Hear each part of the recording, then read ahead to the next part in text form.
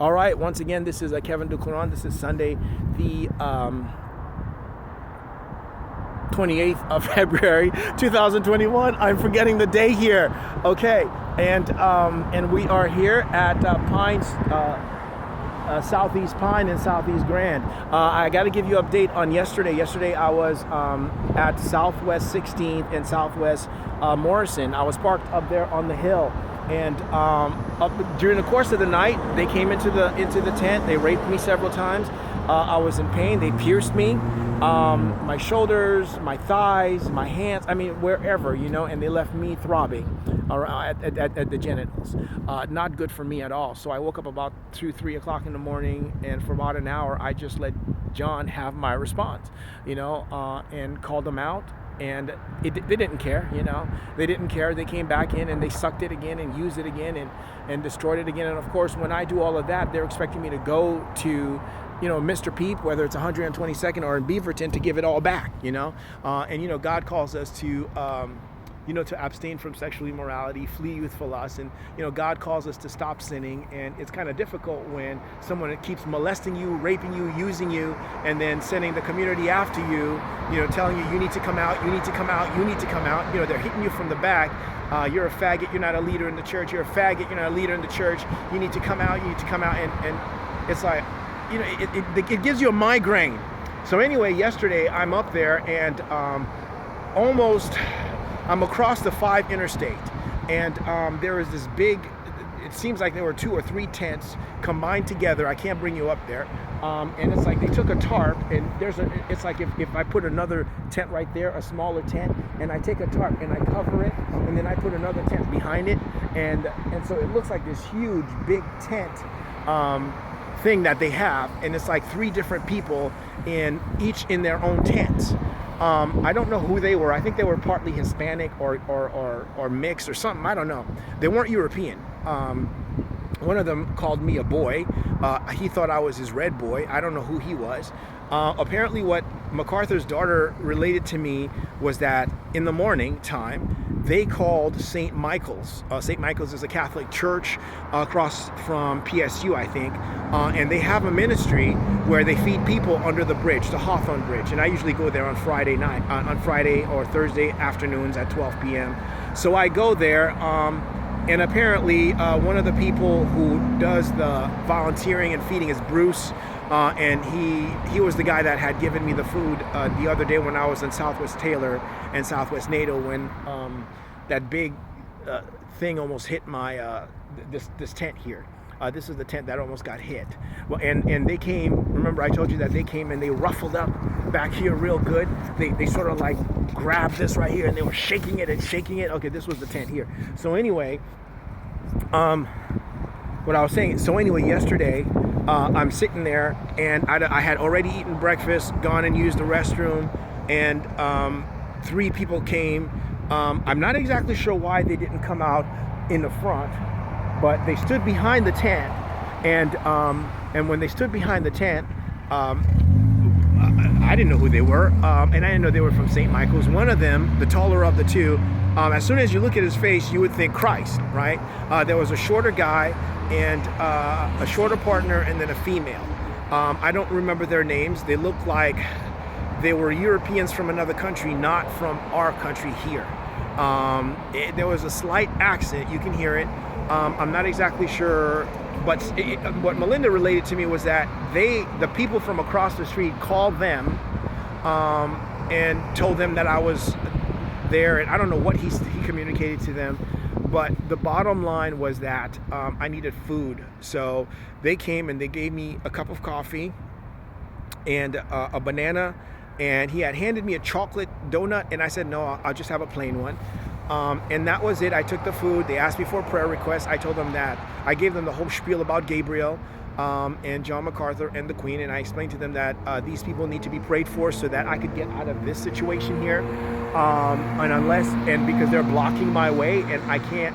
I mean, I go to City Team to get food, and they give me half of the food. You know what I'm saying? It feels like they give Gabriel the plate first, and then she takes the meat out, or she takes the vegetables out, or she takes the fruit out, or she takes her portion out of my plate, and then hands it to me to eat. And it looks like somebody's been eating out of it. And it's in all of the staff and all of the volunteer and all of the people that are there. It is the most humiliating and degrading thing that I have to deal with when dealing with this woman. And it's the same thing at the Portland Rescue, Union Gospel, City, all of them, everything. That's why this has been reduced. In other words, instead of the 10 by 12, this is what they've reduced me to. So dealing with Gabriel Franklin or your British monarch, it's just a reduction. It's almost like, see these two fingers? So they give it to me on this level, but then they take it away, Franklin, MacArthur, and then they take it away, and then they give it back to me on this level. You understand what I'm saying? So if God says, yes, you're allowed to marry, yes, you're allowed to marry and have a wife, they say, no, you're not. Pussy and no Kevin. They sent a young man yesterday, I'm not sure who he was, at the city team, who was drinking and drinking and drinking. And I thought, that's kind of weird because he was wearing a pink shirt.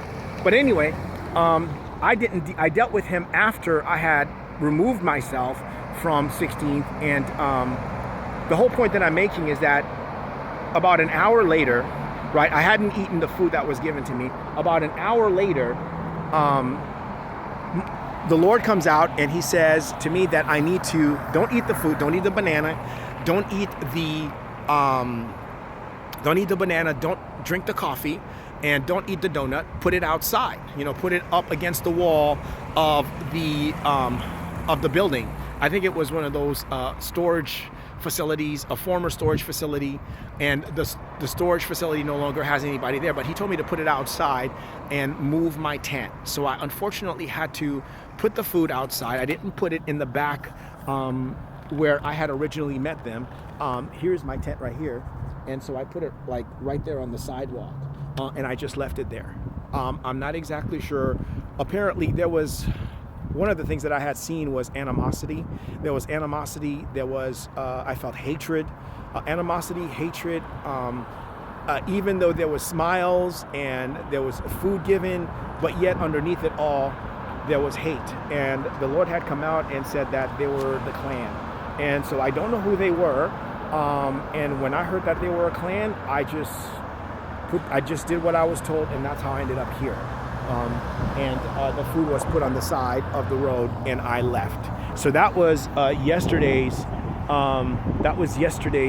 Major event. Earlier today, before coming and before going to the storage and picking up this thing here, they had an old man with a cane, and he was trying to sell me an Obama phone for $2. I had earlier asked the gentleman for $1 so I can buy a cup of coffee. I just came back from 7-Eleven, and it wasn't time yet to buy the coffee. It's right now, what time is it? I'll tell you in a second here. It is right now.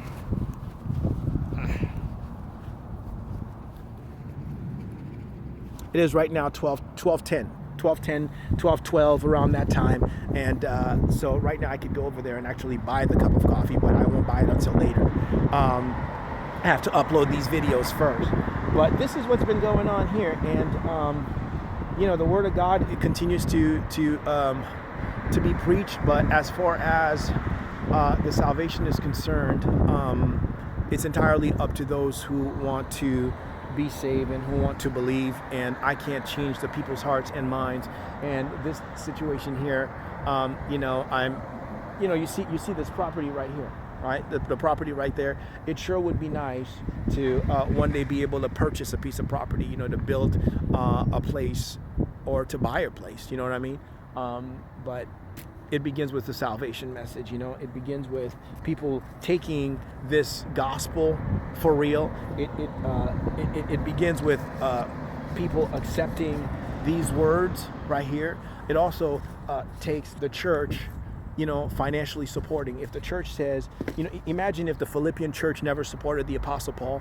Imagine if the Philippians church and the Corinthian church never supported the Apostle Paul. Those passages in the Bible wouldn't be there today, right? I mean, Paul says, my God shall supply all your needs.